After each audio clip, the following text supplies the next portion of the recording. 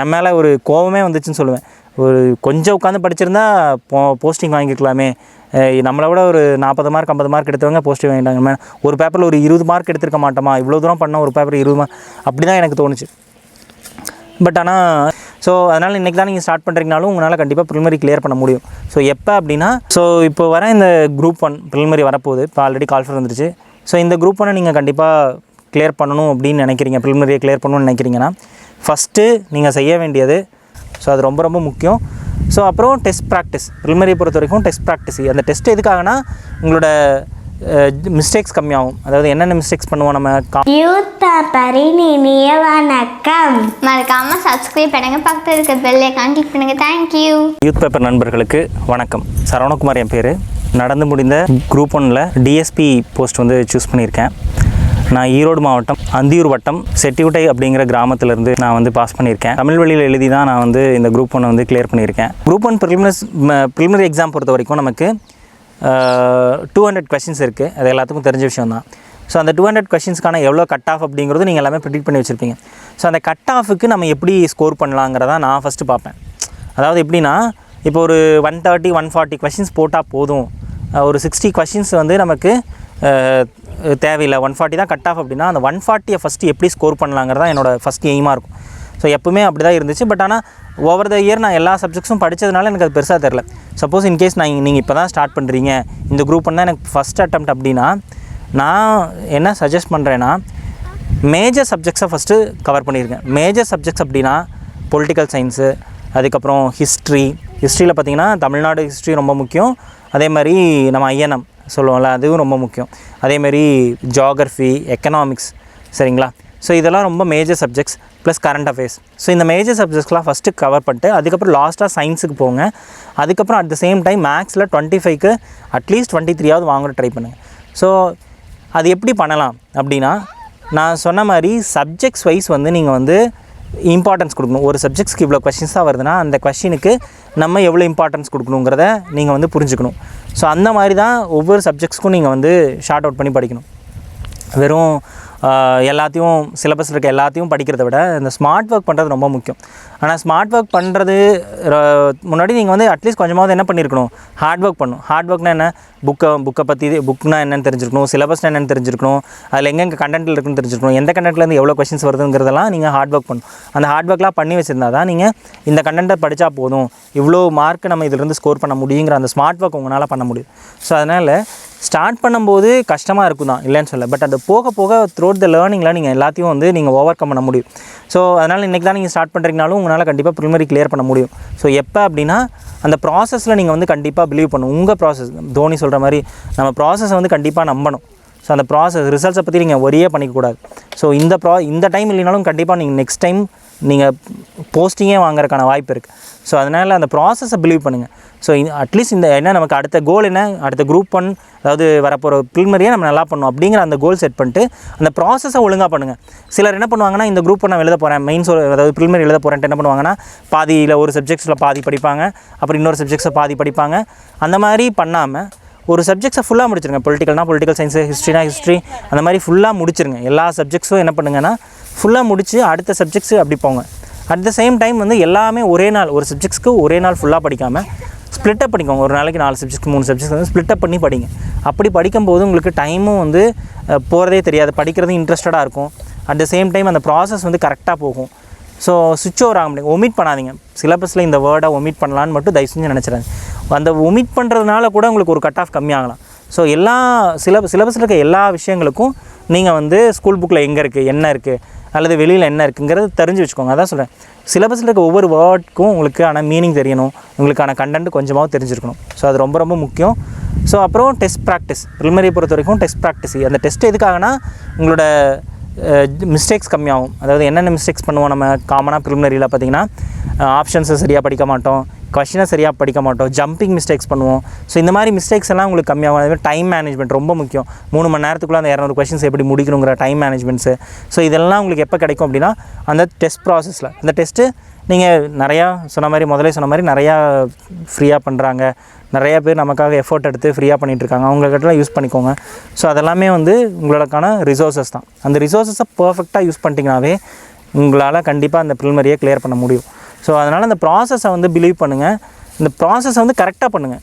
Jump பண்ணாதீங்க, எங்கேயுமே இதை விட்டுட்டு அடுத்தது போயிடலாம் அப்படிங்கிற மாதிரி இல்லாமல் அந்த ப்ராசஸை ஃபஸ்ட்டு பிலீவ் பண்ணி நீங்கள் அந்த ப்ராசஸ் பிலீவ் பண்ணிங்கனாவே கண்டிப்பாக ரிசல்ட்ஸை பற்றி நீங்கள் ஒரி பண்ணிக்கவே தேவையில்லைன்னு தான் நான் சொல்லுவேன். ஸோ நான் அதை தான் உண்மையாக நம்பினேன். ஸோ நான் உண்மையாக கிளியர் பண்ணுவேங்கிறதெல்லாம் பெருசாக எனக்கு நம்பிக்கை இல்லை. ஆனால் நம்ம ப்ராசஸை கரெக்டாக பண்ணலாங்கிறத நான் பண்ணிகிட்டு இருந்தேன். இந்த குரூப் எனக்கு டீம்ஸுக்கு வந்து ஃபஸ்ட் அட்டம் நான் ஜெயிக்கிறதுக்கு இந்த விஷயம்லாம் காரணமாக இதெல்லாம் 2019 நான் ப்ரிலிமினரி எழுதும்போது பார்த்திங்கன்னா எப்படி நான் இந்த டைம் ப்ரிலிமினரி கிளியர் பண்ணும்போது ஒரு டெஸ்ட் கூட போட்டு பார்க்கலையோ ப்ரிலிமினரிக்கு, அதே தான் 2019 நான் ஒரு டெஸ்ட் கூட போட்டு பார்க்கல. ஸோ பட் ஆனால் அதுக்கு முன்னாடி நிறையா டெஸ்ட்டு எழுதியிருந்தேன், அதுக்கு முன்னாடி நிறையா விஷயங்கள். ஆனால் குரூப் 1க்குன்னு செப்பரேட்டாக நான் இந்த ஒரு டெஸ்ட் பேட்சோ அந்த மாதிரிலாம் போடல. பட் ஆனால் நான் ஜிகேயில் ரொம்ப ஸ்ட்ராங்காக இருந்தேன், கிளாஸ் எடுத்துகிட்டு இருந்தேன். எனக்கு நல்லா ஞாபகம் இருக்குது, 2019 ப்ரிலிமினரி எக்ஸாம்ஸ்க்கு போகிறதுக்கு முன்னாடி நாள் தமிழ்நாடு இவங்க யூனிஃபார்ம் சர்வீஸ்க்காக இந்த கான்ஸ்டபிள் கிரேட் 2 கான்ஸ்டபிளுக்கான எக்ஸாம்ஸ் வந்து நடந்துட்டு இருந்துச்சு. ஸோ அப்போ நான் படிச்சுட்டு இருந்தேன், இங்கே அந்தியூரில் நான் படிச்சுட்டு இருந்த ரூமில் ஒரு 4 பசங்க கான்ஸ்டபிளுக்கு படிக்கிறேன்னு சொன்னாங்க.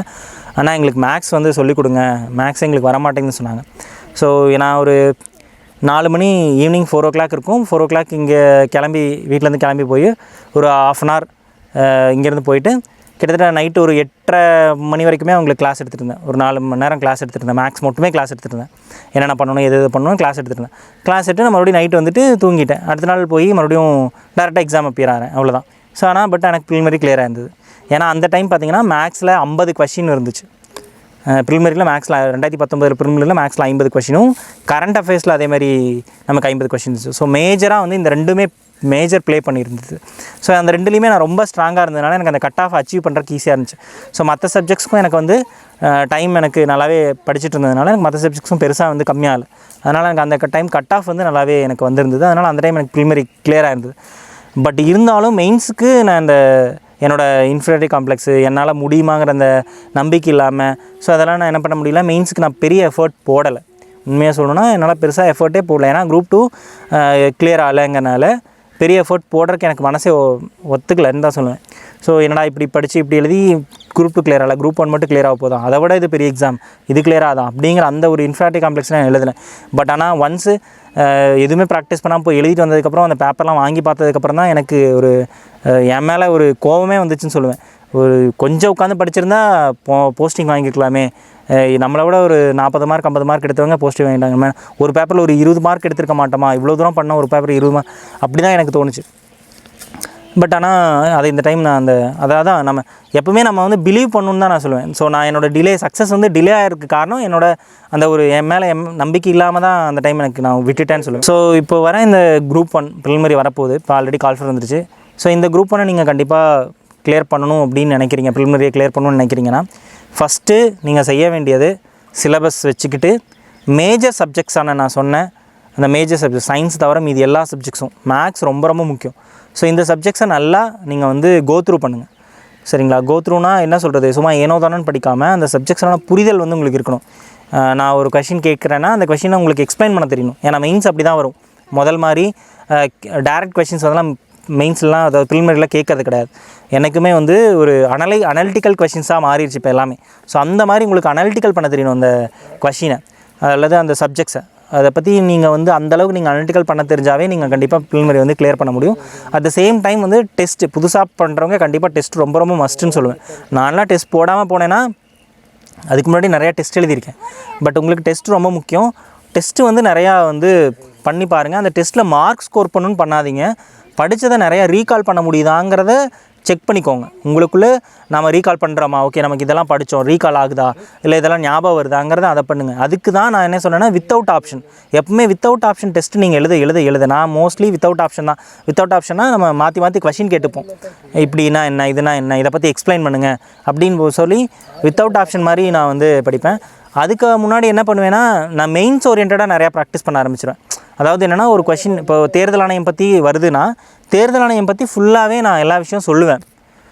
எப்போ ஆரம்பித்தாங்க, என்ன ஆர்டிக்கலு, என்ன பகுதி, என்ன ஒவ்வொரு ஆர்டிக்கலும் எதை பற்றி சொல்லுது, தேர்தல் ஆணையர்னால் யார், தலைமை தேர்தல் ஆணையர்னால் யார், எங்கே இருக்காங்க, அந்த மாதிரி எல்லா விஷயங்களும் நான் என்ன பண்ணுவேன்னா நான் அப்படியே சொல்ல ஆரம்பிச்சிடுவேன். அதுக்கப்புறம் என்னென்ன ரிஃபார்ம்ஸ் கொண்டு வந்திருக்காங்க தேர்தலில், அதுக்கான என்னென்ன இயர்ஸ் கொண்டு வந்து அதெல்லாமே நான் வந்து அதேமாதிரி சட்ட திருத்தங்கள் என்னென்ன கொண்டு வந்திருக்காங்க, அமெண்ட்மெண்ட்ஸை என்னென்ன கொண்டு வந்திருக்காங்க எல்லாமே நான் வந்து என்ன பண்ணுவேன்னா சொல்லுவேன்.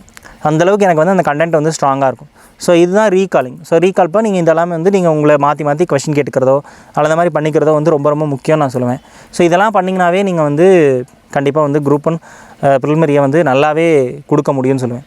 ஸோ சப்போஸ் வந்து உங்களால் இந்த குரூப்பை நான் நல்லா ப்ரிப்பேர் பண்ணேன், எனக்கு வந்து கிளியர் ஆகலை அப்படின்னா கூட துவண்டு போகக்கூடாது. அடுத்தது என்ன பண்ணுவோன்னா, அதில் ஏதாவது சின்ன மிஸ்டேக்ஸ் நம்ம பண்ணியிருப்போம், அதுதான் நீங்கள் கண்டிப்பாக கண்டுபிடிக்கணுமே தவிர நீங்கள் ப்ராசஸ் மேலேயோ இல்லை மற்றவங்களை குறை சொல்கிறதுலையோ வந்து என்றைக்கும் வச்சுக்கூடாது. ஸோ இந்த இடத்துல நம்ம என்ன தப்பு பண்ணோம், ஸோ ஏன் நமக்கு கிளியர் ஆகலை அப்படிங்கிறத மட்டும் நீங்கள் அடுத்த ஸ்டெப்புக்கு அகைட் பண்ணிங்கன்னா கண்டிப்பாக உங்களால் வந்து சக்ஸஸை வந்து ரொம்ப தூரத்தில் இல்லை அப்படிங்கிறதையும் நான் சொல்லிக்கிறேன்.